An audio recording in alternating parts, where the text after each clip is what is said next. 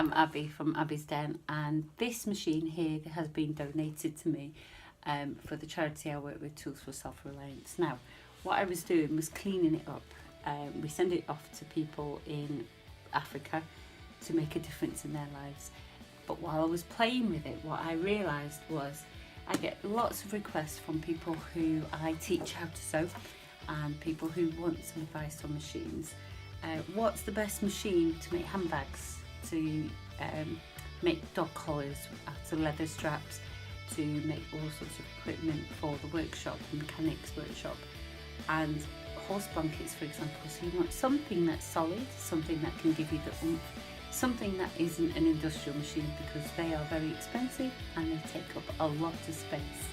So these machines, this was a 15K, or rather it is a 15K. It was built in 1939 and it is one of those machines that's built to last. It's just a very simple structure indeed. It's cast iron, it's solid steel mechanics in there that do not budge. And I'll show you, if you watch a video, I'll show you how to clean one up for yourself. If you pick one up in a car boot in a charity shop, you can probably pick one up for less than £50 easy.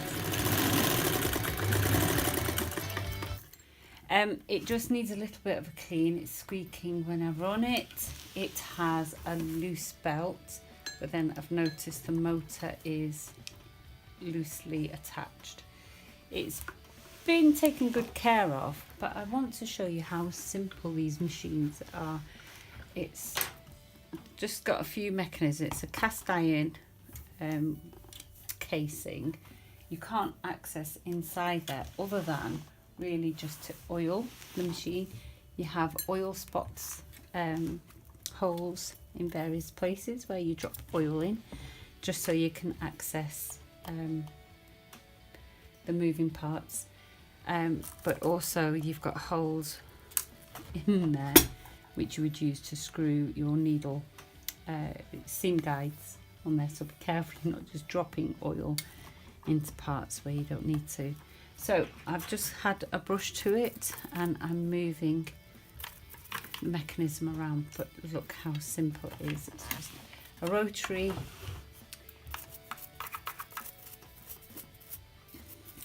hook machine, and all the original parts where it was produced, you can identify that. I'll put the link down for the website of where to identify any old machines that you have. So now I'm not going to strip it down because I don't need to. The spec of machines we send to Africa is very high, and even if I do separate it all, when I send it down to HQ, it will get checked and split anyway. There's no issues with this machine. I just want to oil it just to make sure it is working. There's nothing too tricky about it to repair. Let's get a dry cloth and wipe some of that away.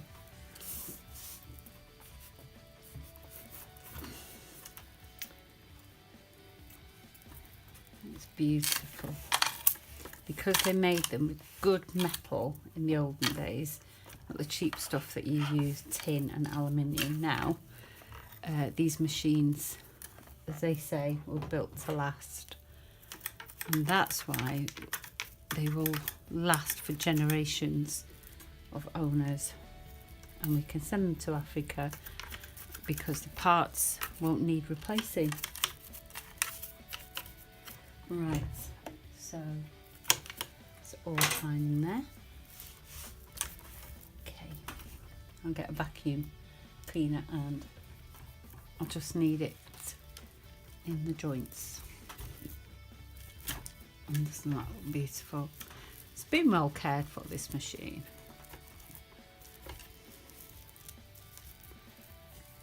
Okay, you see I've got the serial number down there.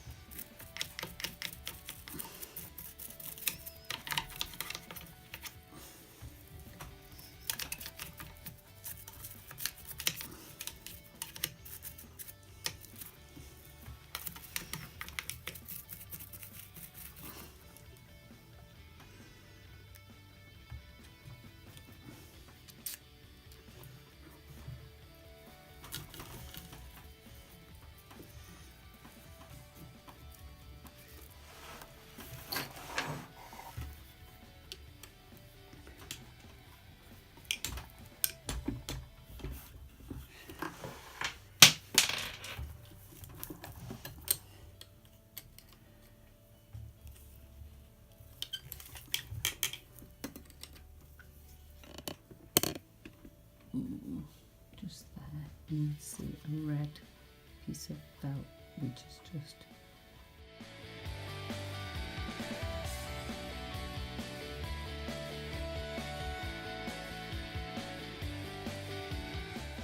I have cleaned it out, so I've used WD-40 to clean out the gunk, and I've given it a really good wipe down, so make sure you do that. I've also used a nylon brush that's attracted all the dust. The nylon brush is also now been cleaned. I use laundry powder. That's my secret to getting all your stuff degreased again. This is a fantastic machine. It's so simple. There's not much going on inside at all. This metal is just fantastic. It is real solid steel. Nothing in there is going to budge at all, no matter how much I attack it. If I did that in a modern day machine, I probably would have pulled at that and it would have snapped. But on this machine, you can do whatever you want, and it's well to within reason, and it is as solid as anything. Okay, so I've got some fabric here, and it's a lightweight denim. There's nothing spectacularly thick about it. If I just feed my fabric through, now it's been cleaned, but it's still a little bit loud. As the oil works through, it's going to get better. Actually, it sounds fantastic now. It's getting better. Okay, so get that needle up, snap the, messing about with it, I've snapped the thread. Okay, look at those stitches, they're absolutely perfect and even, just beautiful. Yes, modern machines give us even threading, even stitches. Let's just get that back in there. I'm so used to threading up the regular machines, forward facing needles. Let's get that through.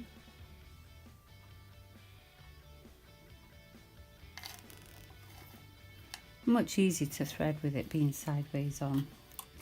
Really could do with bringing it back. So that's just 2 thicknesses. I'm going to double it over, so we've got 4 thicknesses.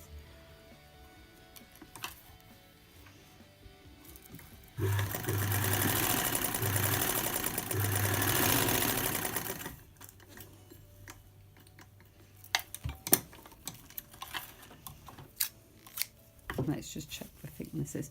Now that just went through without any sort of issues, and it wouldn't have any issues. Why would it? It's solid structure. Everything's been made well on this machine. Okay, if I double that over again, I've got 8 thicknesses there.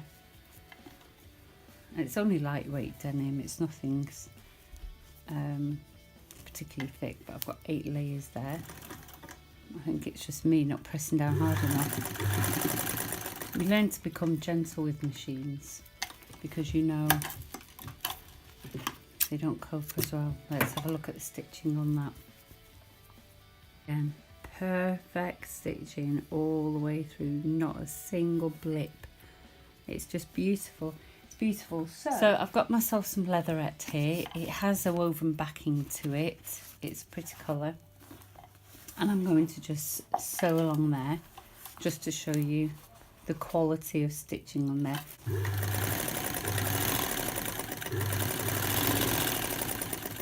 I think I'm supposed to go in. Actually, let's go in there. My old machine, you would pull it out. So let's get that needle back up. So push it in. So there we go. So lovely stitches there. If I fold it over, so we've got 2 thicknesses there. Let's show you 2 thicknesses.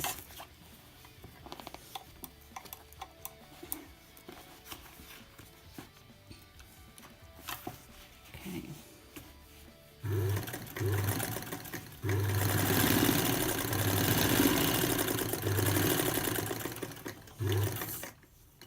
I'm hesitating because this machine is really powerful and it will just go really fast. I'm not doing a long enough piece. So there we go, 2 layers, 2 thicknesses. I've not had to use a Teflon foot, I've not had to use a walking foot, I've not had to worry about it sticking to the table, I've not had to worry about anything. I just put the fabric in, it's not even blipped at me, it's not hiccuped, it's not worried, it's just gone for it. I'm going to put in 4 thicknesses now of this thick fabric, and let's see what we get. Okay, so we're just going to hem that.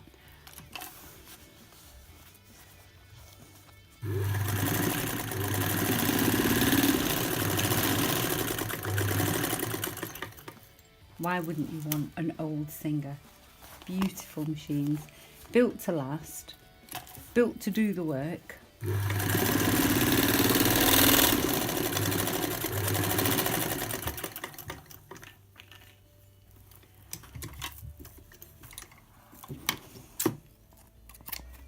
It's an absolute pleasure to sew with this machine.